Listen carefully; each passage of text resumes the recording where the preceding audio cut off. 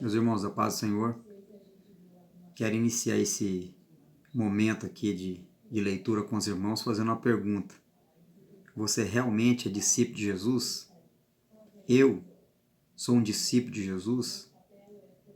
Baseado aqui em Mateus capítulo 5, e é claro que o capítulo 5 tem um contexto antes, logo após a tentação de Jesus, aqui no capítulo 4, Jesus então volta para a Galiléia, depois você percebe aqui a vocação dos discípulos, o chamado, né? E Jesus prega por toda a Galiléia e cura muitos enfermos. E logo em seguida, no capítulo 5, vem o Sermão do Monte, muito famoso, muito falado. O Sermão do Monte e as bem-aventuranças. E a pergunta que eu faço é essa, né? Porque o texto propõe isso. O que Jesus coloca aqui em apreço para mim e para você é justamente isso.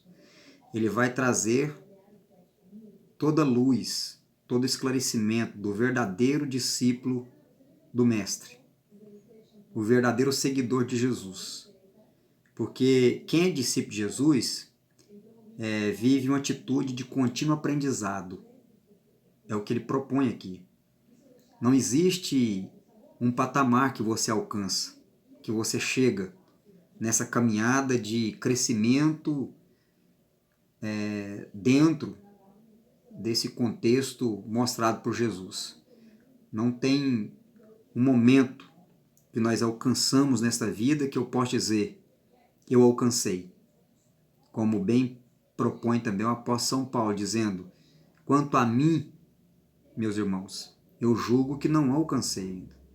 Mas uma coisa eu faço, esquecendo as coisas que atrás ficam, e eu prossigo para o alvo.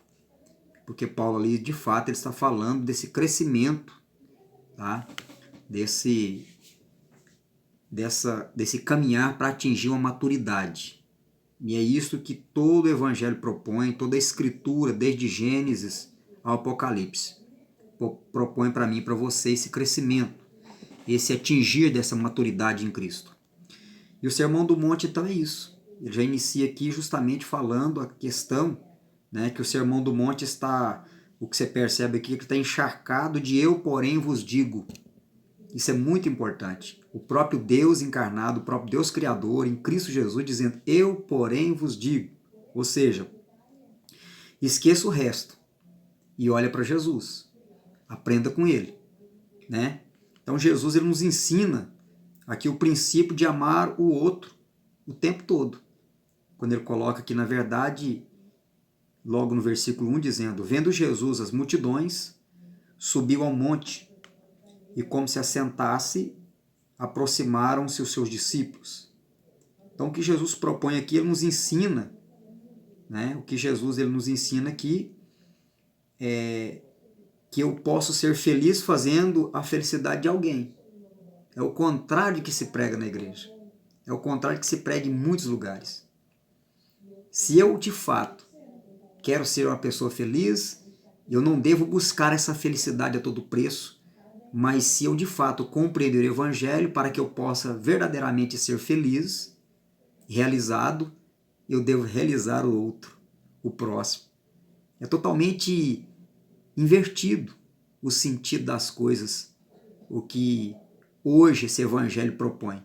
O Evangelho propõe, esse Evangelho que é pregado hoje em a maioria dos lugares, é uma alegria, é uma satisfação que o homem busca para a realização de si mesmo. Mas Jesus aqui coloca o contrário, né? Ele fala para realizar-se pessoalmente, para que eu possa me realizar pessoalmente, é realizando os outros, né? A construção da felicidade, o que ele propõe aqui em Mateus capítulo 5, não é uma loteria. Não é isso que se propõe aqui no texto, como é proposto em muitos lugares. Né? Um chute, uma loteria, na verdade, ali depositando, né, no gasofilaço da igreja, onde eu vou alcançar a felicidade, onde eu vou comprar, eu vou adquiri-la. E não é isso que o Evangelho propõe. Né? E felicidade não é chute, é uma escolha. É você escolher. Né? É escolher o caminho proposto por Cristo. Isso sim é a felicidade. Então, ele diz assim no versículo 2, ele passou a ensiná-los dizendo, ó, então o caminho da construção de uma vida espiritual feliz é uma construção feita com escolhas. Quando ele coloca aqui, bem-aventurados, humildes de espírito, porque deles é o reino dos céus. Observe isso aqui.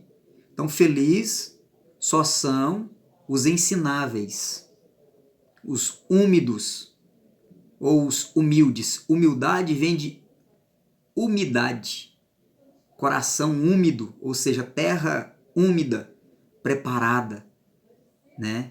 De fato, receptiva a uma semente para que esse coração germine vida.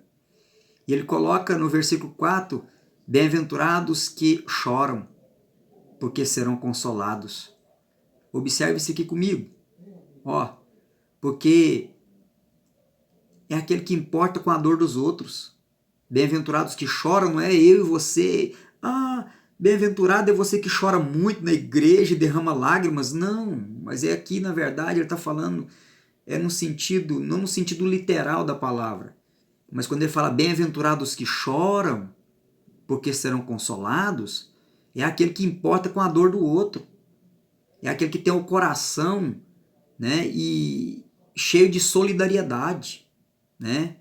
É aquele que importa com os que sofrem. É nesse aspecto que está falando, bem-aventurados que choram, é aquele que importa com a dor do próximo, aquele que importa com a dor do outro. E o versículo 5, bem-aventurados mansos, porque herdarão a terra.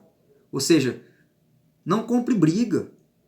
Ou seja, ser manso, e o que ele está falando é se controle. É uma questão de escolha. Não é aquela pessoa que faz carinha de gatinho de botas. Não. É aquela pessoa que tem esse autocontrole. Ele não compra briga. Então, quando ele coloca aqui bem-aventurados mansos, porque herdarão a terra, ele está falando assim, seja manso, se controle. Ou seja, não seja escravo do poder, do direito. O que ele está falando, ser manso, é dome sua fera que há dentro de você. Perceba que é uma questão de escolha que Jesus coloca aqui o tempo inteiro. O evangelho é uma questão de escolha. O que Jesus propõe para nós. Versículo 6. Bem-aventurados que têm fome e sede de justiça, porque serão fartos. Tem pessoas que dizem, mas eu tenho uma fome de justiça. Mas perceba o que ele está falando aqui. Bem-aventurados que têm fome e sede de justiça, ou seja, promova a justiça do próximo. Não para você. Ou seja, não advogue causa própria. Fazer o bem ao próximo é encher sua própria barriga dos nutrientes do amor. Então, quando ele diz tudo isso aqui, não está falando diretamente para que eu de fato busque para mim a justiça. Não. Bem-aventurados que têm fome de justiça. Jesus está falando dele mesmo. Jesus não era aquela pessoa que de fato buscava para si. Ele foi injustiçado o tempo inteiro, promovendo justiça ao próximo. Ele foi perseguido por promover o amor, por, na verdade, amar. É nesse aspecto que ele está falando. Então, bem-aventurados misericordiosos, porque alcançarão misericórdia. Olha só, um coração que se condói com a miséria do próximo, com aquele que está ao seu alcance, e não com os da África que estão longe. Bem-aventurados misericordiosos, porque alcançarão misericórdia. Tem gente que diz que é misericordioso, ele quer viajar para a África para fazer de fato, uma obra, para fazer, na verdade, a obra de Deus. Meu Deus, mas o que Cristo está falando ali era algo imediato. Seja misericordioso com aquele que está perto de você. Não tente fazer, de fato, evangelizar os que estão longe. Não. O que Jesus está dizendo é justamente isto. Aquele que está perto de você, não aqueles que estão lá na África. Porque isso é desculpa fingida. Eu tenho misericórdia daquele que, na verdade, que eu estou vendo na televisão, que está a milhares de quilômetros de mim. Mas e o meu vizinho? E o que está do outro lado da rua? Que necessita da minha misericórdia. Que necessita do meu cuidado, do meu amor. É nesse aspecto que a igreja peca. A igreja está totalmente equivocada. Se constrói, não é verdade? Na verdade, se constrói na igreja missões, né? Departamentos de missões. Vamos fazer missões na África. E ao lado da nossa igreja, ao lado da minha casa, há pessoas necessitadas de misericórdia. Então Jesus está falando de algo, porque ele está falando o verdadeiro servo do Senhor. Qual foi a pergunta no começo da mensagem? Você é verdadeiramente um servo de Cristo? Você é, na verdade, olha, você é um discípulo de Jesus? Porque o discípulo de Jesus, ele não é isso que sedimentaram no nosso coração. Não é essa construção mirabolante que fizeram da igreja.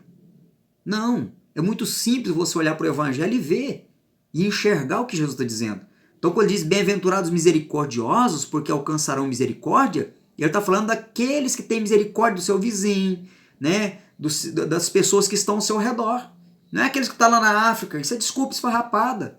E ele coloca, bem-aventurados limpos de coração, porque verão a Deus. Ou seja, mantenha sua alma lavada no amor. Ó, presta atenção. Quem não for assim, ó, não tem nada de Deus nele. Se não for do jeito que está escrito aqui, não é discípulo de Jesus. Então ele está dizendo, bem-aventurados os limpos de coração, porque verão a Deus. Quem não for desse jeito, os limpos de coração. Versículo 9. Bem-aventurados pacificadores, porque serão chamados filhos de Deus. Ou seja, em vez de ser provocador, não, é aquele que diminui o peso da tragédia, é aquele que diminui as chances do conflito com a mulher, com os pais, com os filhos, fazendo ponte em vez de fazer muro. Olha o versículo 10, bem-aventurados perseguidos por causa da justiça, porque deles é o reino dos céus. Interessante isso aqui. Aprenda a lidar com a injustiça. Todo mundo sofre injustiça, todo dia. Mesmo se te oprimirem, ou seja, não se magoe. O que você vê hoje são pessoas magoadinhas, dizendo, Jesus, estão me oprimindo. Ora, seja qual for a interpretação que fizerem de você, que fazerem de você, o que Jesus está dizendo é o seguinte, viva o Evangelho. Vivendo o Evangelho, nós seremos, de fato, incompreendidos, né? Isso é fato. Jesus também, veja o mestre, Jesus, na verdade, ele também foi incompreendido. Porque nós vivemos o Evangelho. Aquele que vive o amor, quando ele fala, bem-aventurados sois quando, por minha causa, ó, por minha causa, vos injuriarem e vos perseguirem e mentindo disser todo mal contra vós. Jesus está falando justamente dele mesmo. Olha, ele está falando justamente dele, para que eu e você seja como ele, né? Qualquer, de fato, que for a perseguição, não fica magoadinho, não. Porque aquele que carrega o amor, aquele que carrega a misericórdia, aquele que encarna esse evangelho, Jesus está dizendo que será perseguido. Mas não é para nós retalhar, não é para nós fazer campanha, dizendo, olha, estão mexendo comigo, Jesus. As meninas dos teus olhos. Ora, o próprio Cristo, o próprio Deus encarnado foi injuriado, foi perseguido, e ele não reclamava para o pai de tarde, papai, como eu fui perseguido hoje, como eu fui injuriado, eu não suporto mais, manda anjos, papai, para me consolar. Não, pelo contrário, ele sabia muito bem que aquele que encarna essa palavra gloriosa será perseguido, será injuriado, ele passará por essas tribulações de maneira terrível. Regozijai-vos e exultai, porque é grande o vosso galardão nos céus, pois assim perseguiram os profetas que viveram antes de vós. Então a gente, na verdade, aqui tem que espelhar em Jesus, né? A gente exulta, não porque não compreenderam, mas porque temos essa consciência iluminada pela luz do Evangelho, sem medo, com coragem, com ousadia, no poder do Espírito Santo. Nós temos que alegrar com isso. Nós nos alegramos, exultai, alegrai. Não é porque de fato aqueles não compreendem, não. Com isso eu tenho tristeza. Mas a minha alegria é de saber que eu agora, com a consciência iluminada, cheio de amor, sendo discípulo de Jesus, eu de fato sofrerei. E por essa sofrência, por amar, Essa sofrência, na verdade, nós passamos todo sofrimento, toda luta por simplesmente carregar esse amor. Então fica com essa palavra aqui, estude essa palavra, abra Mateus capítulo 5, 6 e 7, mais precisamente aqui nas bem-aventuranças, e que Deus possa te abençoar em Cristo Jesus, e que o Espírito Santo de Deus complete aquilo que falta em todos nós. Em nome do Senhor Jesus, eu louvo a Deus pela sua vida e espero que você esteja, de fato, lançando mão desta palavra cada dia, para que você possa crescer nessa consciência de Cristo. Que Deus abençoe a todos vocês.